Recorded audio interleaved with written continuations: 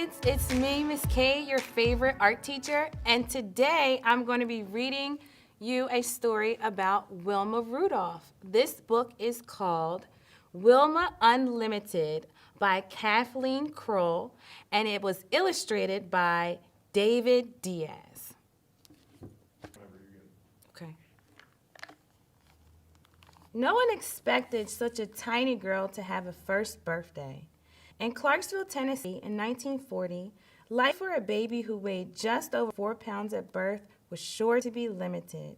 But most babies didn't have 19 older brothers and sisters to watch over them. Most babies didn't have a mother who knew home remedies and a father who worked several jobs. Most babies weren't Wilma Rudolph. Wilma did celebrate her first birthday. And everyone noticed that as soon as this girl could walk, she ran or jumped instead. She worried people, though. She was always so small and sickly. If a brother or a sister had a cold, she got double pneumonia. If one of them had measles, Wilma got measles too, plus mumps and chickenpox. Her mother always nursed her at home. Doctors were a luxury for the Rudolph family. And anyway, no one doctor in Clarksville would treat black people. Just before Wilma turned 5, she got sicker than ever. Her sisters and brothers heaped all the family's blankets on her, trying to keep her warm. During that sickness, Wilma's left leg twisted inward, and she couldn't move it back. Not even Wilma's mother knew what was wrong. The doctor came to see her then.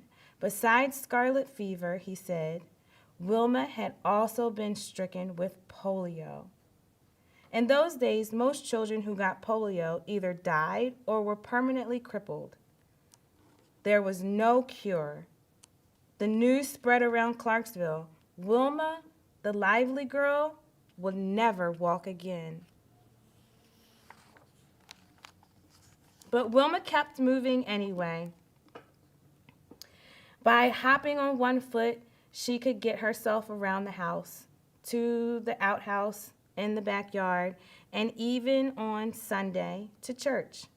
Wilma's mother urged her on. Miss Rudolph had plenty to do: cooking, cleaning, sewing patterned flour sacks into clothes for her children, now 22 in all. Yet twice every week, she and Wilma took the bus to the nearest hospital that would treat black patients, some 50 miles away in Nashville. They rode together in the back, the only place blacks were allowed to sit. Doctors and nurses at the hospital helped Wilma do exercises to make her paralyzed legs stronger. At home, Wilma practiced them consistently, even when it hurt. To Wilma, what hurt most was that the local school wouldn't let her attend because she couldn't walk. Tearful and lonely, she watched her brothers and sisters run off to school each day, leaving her behind. Finally, tired of crying all the time, she decided she had to fight back somehow. Wilma worked so hard at her exercises, the doctors decided she was ready for a heavy steel brace. With the brace supporting her leg, she didn't have to hop anymore. School was possible at last. But it wasn't the happy place she had imagined. Her classmates made fun of her brace. During playground games, she could only sit on the sidelines, twitchy with impatience. She studied the other kids for hours, memorizing moves, watching the ball zoom through the rim of the basket they used to hoop. Wilma fought the sadness by doing more leg exercises. Her family always cheered her on, and Wilma did everything she could to keep them from worrying about her. At times, her leg really did seem to be getting stronger. Other times, it just hurt. One Sunday, on her way to church, Wilma felt especially good. She and her family had always found strength in their faith, and church was Wilma's favorite place in the world. Everyone she knew would be there, talking and laughing, praying and singing. It would be just the place to try the bravest thing she had ever done. She hung back while people filled the old building, standing alone, the sound of hymns coloring the air.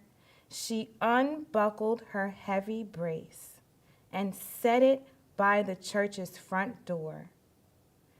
Taking a deep breath, she moved one foot in front of the other, her knees trembling violently.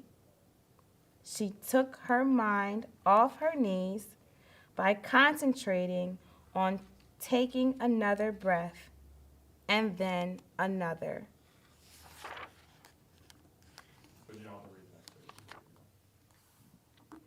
And this looks like a picture of Wilma Rudolph, who has just taken off her brace, walking down the aisle in church to take her seat in the front.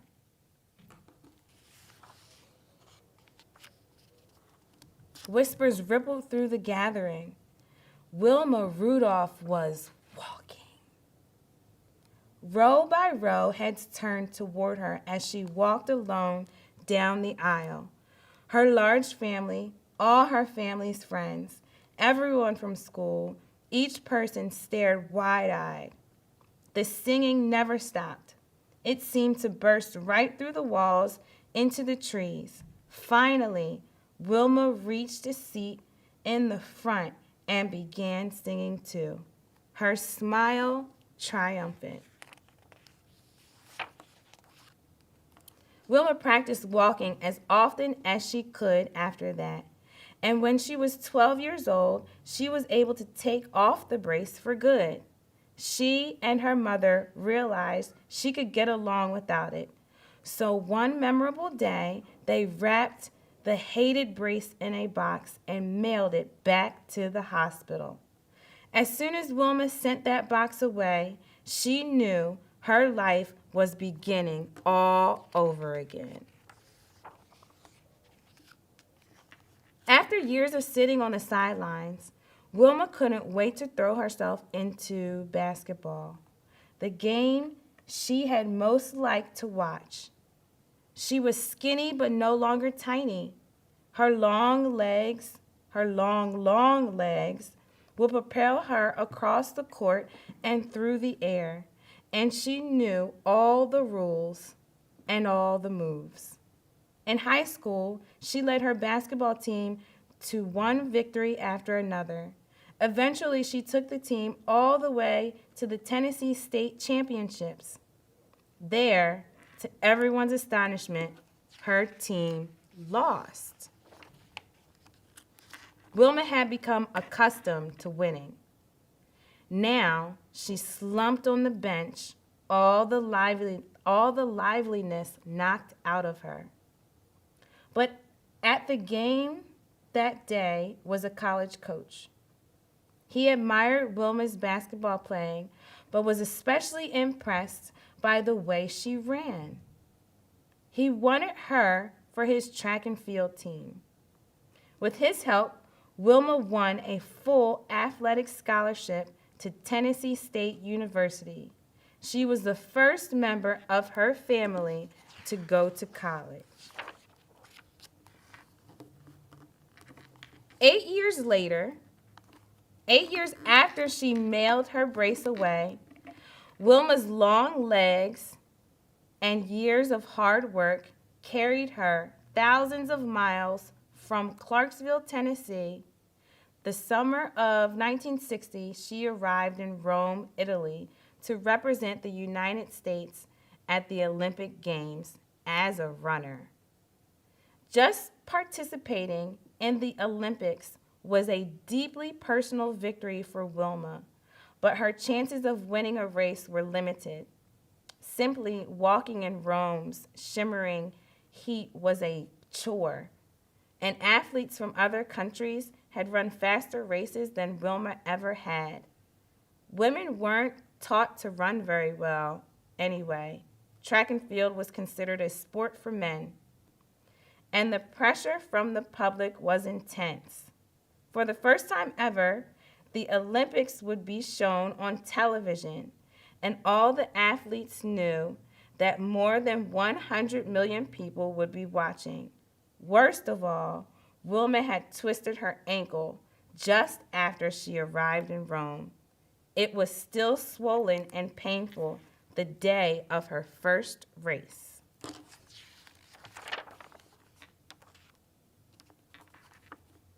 Yet once it was her turn to compete, Wilma forgot her ankle and everything else.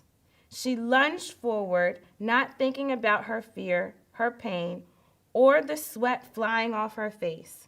She ran better than she had ever ran before, and she ran better than everyone else did. Grabbing the attention of the whole world, Wilma Rudolph of the United States won the 100-meter dash. No one else even came close. An Olympic gold medal was hers to take home. So when it came time for the 200-meter dash, Wilma's graceful long legs were already famous. Her ears buzzed with the sound of the crowd chanting her name. Such support helped her ignore the rain that was beginning to fall. At the crack of the starting gun, she surged into the humid air like a tornado. When she crossed the finish line, she had done it again. She finished far ahead of everyone else. She had earned her second gold medal. Wet and breathless, Wilma was exhilarated by the double triumph. The crowd went wild. The 400-meter relay race was yet to come. Wilma's team faced the toughest competition of all. And as the fourth and final runner on her team, it was Wilma who had to cross the finish line. And this looks like a picture of Wilma's teammate passing her the baton in the 400-meter relay race. Wilma's teammates ran well, passed the baton smoothly, and kept the team in first place. Wilma readied herself for the dash to the finish line as her third teammate ran toward her. She reached back for the baton and nearly dropped it. As she tried to recover from the fumble, two other runners sped past her. Wilma and her team were suddenly in third place. Ever since the day she had walked down the aisle at church, Wilma had known the power of concentration. Now, legs pumping, she put her mind to work. In a final electrifying burst of speed, she pulled ahead by a fraction of a second. She was the first to blast across the finish line. The thundering cheers matched the thundering of her own heart. She had made history. She had won for an astounding third time. At her third ceremony that week, as the band played Star-Spangled Banner, Wilma stood tall and still, like a queen. The last of her 3 Olympic gold medals hanging around her neck. Wilma Rudolph, once known as the sickliest child in Clarksville, had become the fastest woman in the world.